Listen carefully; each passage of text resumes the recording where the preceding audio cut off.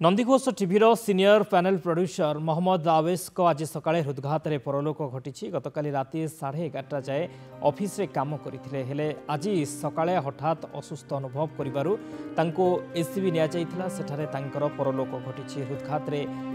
तांकर परलोक होईछि मात्र 59 वर्ष बयस रे से इहलीला संवरण करिसंते से वैद्युतिक गणमाध्यम विभिन्न संस्था कार्य करी प्रशंसा भाजन होइथिले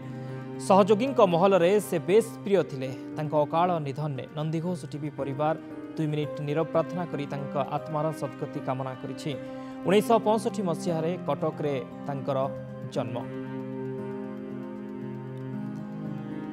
नंदीघोष टीवीर सीनियर पैनल प्रोड्यूसर मोहम्मद आवेश को परलोक आज सकाळे हृदघात रे तांकर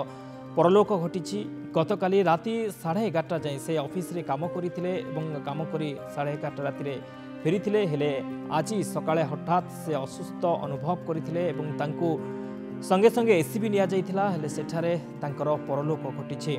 तेबे हृदघात रे तांकर परलोक घटी मात्र 59 वर्ष बयस होइथिला तांको मृत्यु बेलकु